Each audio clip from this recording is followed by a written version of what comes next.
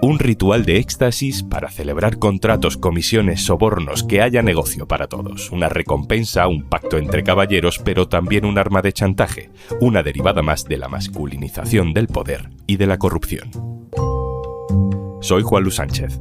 Hoy en Un Tema al Día. Corrupción, paisaje macho con prostitución al fondo.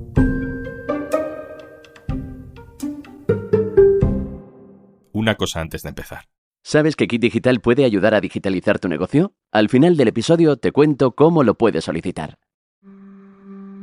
Las grabaciones y los mensajes que vamos conociendo de la trama de Santos Cerdán, Koldo, Ábalos, dibujan un retrato de la corrupción en España. Es un bodegón donde aparecen sobornos, amaño de contratos, comisiones, pagos en metálico y también prostitución. Mira, si vienen de aquí ya sabes quién va a venir, eso lo tengo claro. Si vienen de aquí tienes a la Inara, ¿cómo es? Ariana, que está bien, ya está perfecta. Y la colombiana, ¿no? Y la colombiana nueva. Y la otra esto. En el informe de la Guardia Civil, que hace estallar todo este caso, están adjuntas conversaciones como esta en la que Koldo le ofrece a José Luis Ábalos que elija entre dos mujeres. Tienes a esta, que está perfecta, y tienes, si quieres, a la colombiana. No, sí que quiere, la otra también, pero ¿y por qué cambiarás tú? Pero a ti te gusta más Ariana. No, cuidado, la Carlota se enrolla que te cagas. Pues la que tú quieras. Empresarios, políticos, negocios, mujeres... Nada de esto es nuevo, claro. Diría que ha formado parte del estilo de vida y de hacer negocio para muchos hombres de varias generaciones. Una práctica, quiero pensar que en extinción, a la que se acude o que se comenta en grupo, que cohesiona relaciones, que estrecha amistades. Es a la vez una exhibición de poder, incluso una celebración del éxito y una confidencia. Un ritual que une para siempre a los hombres a través de un secreto. Los hombres, sí.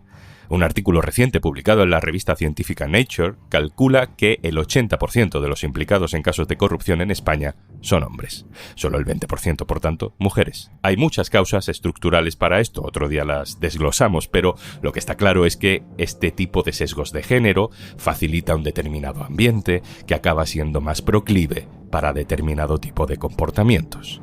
Y la prostitución es un elemento que parece formar parte de ese paisaje macho de la corrupción política y personal. Marcos Piñeiro, hola. Hola, Juanlu.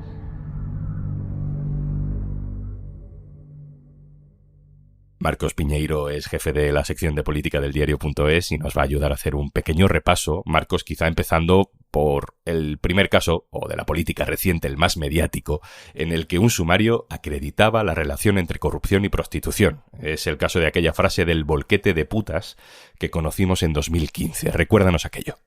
Sí, yo creo que es una de las expresiones que más se han quedado en la memoria. De hecho, se ha recuperado estos días.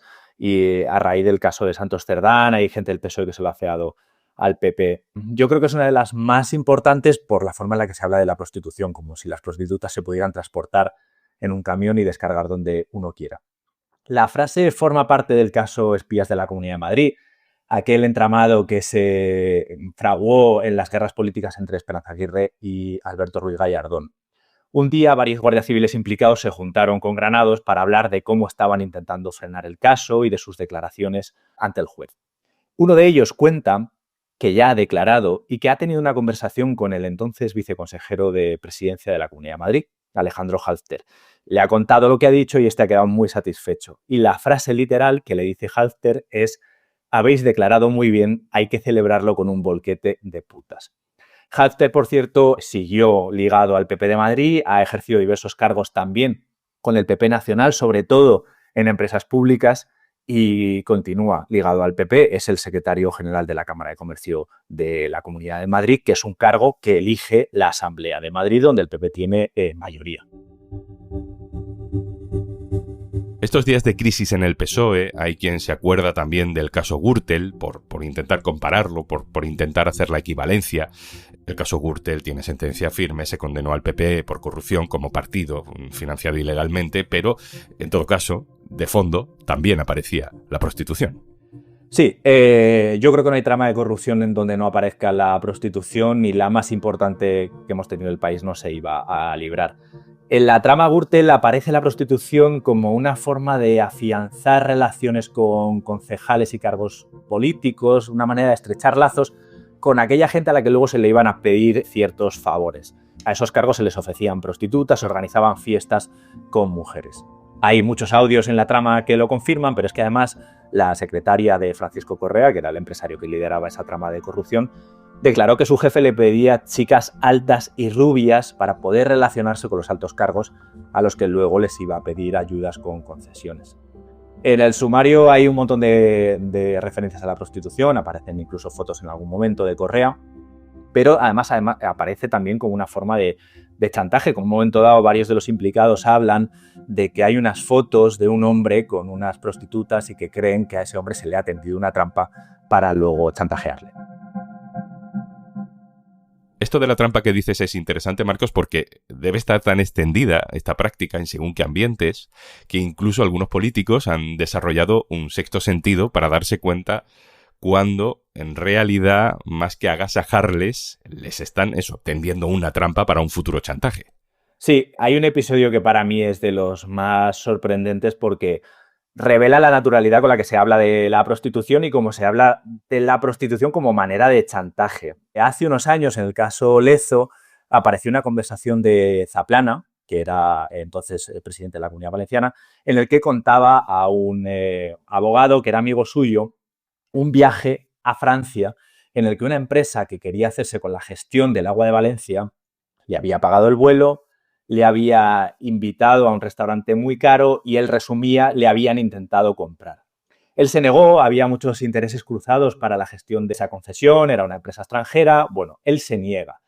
Pero entonces llega al hotel y leo literalmente la frase que dice: me regalan unas botellas de vino y después llegamos al hotel. Había unas putas impresionantes y ahí vi la luz y dije, aquí no me puede pasar nada bueno. Lo que cuenta Zaplana es que intuyó que la empresa lo que quería hacer era grabarle, que había instalado cámaras en la habitación del hotel y que luego iban a querer extorsionarle. Zaplana le confiesa a su interlocutor que tenía muchas ganas, pero que esa noche le tocó dormir solo. Marcos Piñeiro, compañero, muchas gracias. Adiós, Juanlu. Vamos a hacer ahora un pequeño repaso de otros casos recientes. Uno es fácil, el Tito Berni, que es como acabó apodado en prensa aquel diputado canario del PSOE, Bernardo Fuentes Curbelo, investigado en una trama en el que él ofrecía presuntamente influencia a empresarios para conseguir contratos públicos a cambio de comisiones. Cuando se destapó este escándalo, salieron a la luz unas fotos de ese diputado en una habitación de hotel con algunas mujeres a las que, la conclusión que se sacó mediáticamente eran prostitutas. Le he pedido que nos recuerde este caso a mi compañera de Canarias Ahora, Jennifer Jiménez. Hola Juanlu, sí, en este caso a Bernardo Fuentes Curbelo le hicieron fotos con prostitutas que se publicaron en distintos medios de comunicación. El diputado es parte de una trama de comisiones a empresarios que no tuvieron el resultado esperado y en cuyo centro se encuentra el empresario Antonio Navarro Tacoronte, el mediador que da nombre al caso y que aseguró siempre que tenía pruebas que implicaban a políticos de Canarias. Es en sus teléfonos móviles donde la policía localizó amplio material fotográfico que presumiblemente guardó por si era necesario usarlo en contra del apodado Tito Berni, que en varias entrevistas en medios de comunicación dijo que esas imágenes fueron premeditadas y forzadas y se intentó justificar en que es una persona muy afectiva. Además, afeó al mediador del caso que guardara todos esos archivos con el que aseguró que solo buscaban hacerle daño. De hecho, Navarro Tacoronte también se paseó por distintos medios y no tuvo reparos en hablar de esas fiestas y esos encuentros con políticos y empresarios y prostitución. Varios años antes de este caso que nos cuenta Jennifer, encontramos también clubes de alterne, como se les dice también, en otra investigación sobre corrupción, esta vez en Andalucía. Un caso que se presenta como relacionado con el caso de los ERE.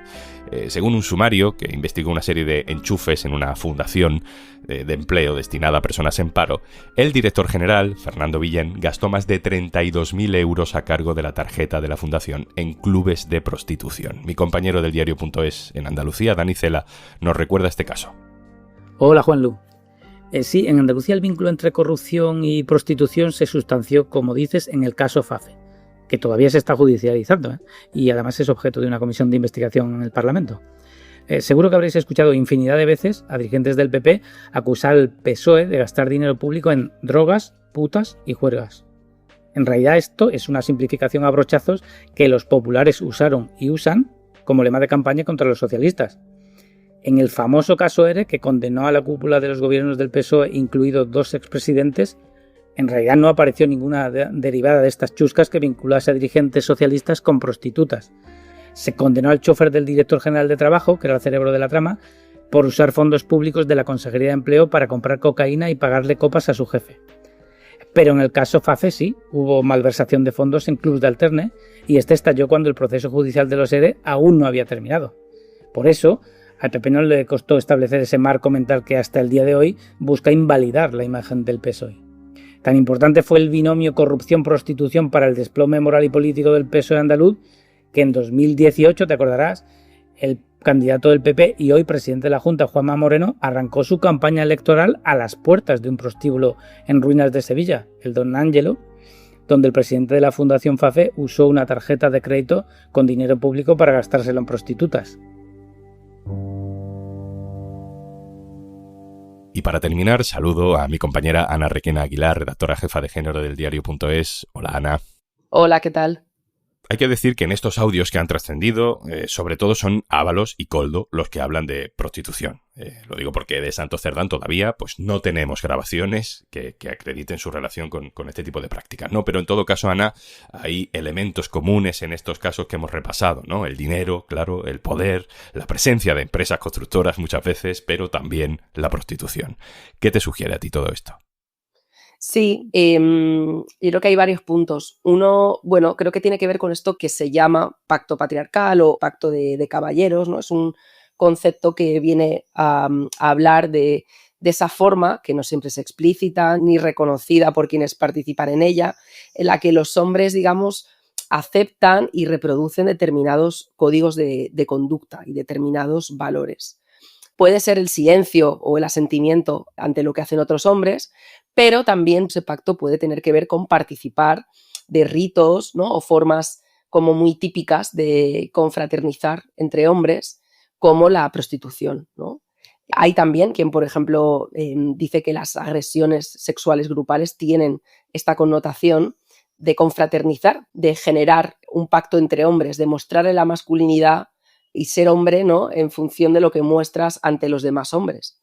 Y que la prostitución esté tan presente en este tipo de casos puede tener que ver con esto, como si de alguna manera los hombres que participan de estas tramas acudieran juntos o no juntos, pero hablaran a veces, ¿no? Sobre gastar el dinero en esto, contratar a tal o cual mujer o saber del otro que se está gastando el dinero en prostitución.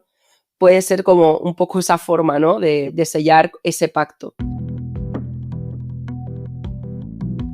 Ana, terminamos, si te parece, hablando del lenguaje, ¿no? Porque más allá de si las mujeres de las que hablan pues están prostituidas o no, si están en esa situación, el tono que se utiliza con las mujeres a mí me llama la atención, ¿no? Sabemos que Ábalos le buscó trabajo a una pareja suya donde luego cobraba, pero parece que no trabajaba. Y eso es algo que en las grabaciones también aparece que hacen con otras mujeres, ¿no? Y, por ejemplo, a una de ellas, para buscarle trabajo, se refieren así. ¿Te acuerdas de la chica rumana y demás? No solo hay que valer para follar. Está en paro la pobre. En fin, hasta para teóricamente hacer algo por ellas, Ana, el tono, las formas también llaman la atención. Es que la forma en la que hablan de las mujeres no afecta solo a las mujeres que ejercen la prostitución. Lo que habla es de una misoginia interiorizada muy fuerte. Habla de cómo para muchos hombres está muy interiorizada esa deshumanización de las mujeres, esa cosificación de las mujeres, esa dificultad para vernos a las mujeres como iguales, como equivalentes. Entonces esto ya no es solo una manera de, ay, mira con qué desprecio hablan de mujeres que ejercen la prostitución. Hablan con desprecio de todas las mujeres. Estas expresiones, bolquete de putas, las maneras en las que vemos que se reparten mujeres como si fueran un objeto, algo a la carta, algo de lo que disponer. Ese desprecio, esa facilidad con la que se habla de un machismo interiorizado muy fuerte en esos hombres. Hay una autora que se llama Paula Sánchez Pereira que escribe un libro que se llama Crítica de la razón puta, que ella explica muy bien cómo, digamos que en este sistema patriarcal en el que vivimos, la manera en la que los hombres tratan a las hermanas, las madres, las novias, las esposas, no es lo que marca el estándar de cómo ya se trata, ¿no? A las mujeres en general. que nos fijemos en cómo tratan los hombres al estereotipo de la mala mujer, no las que tenemos como santificadas en principio, ¿no? La prostituta encajaría aún en ese esquema social de lo que es una mala mujer, porque cómo un hombre trata a esas mujeres con ese estigma es lo que creo que nos va a dar la medida del machismo de esas personas. Ana Requena Aguilar, compañera, muchas gracias. Gracias.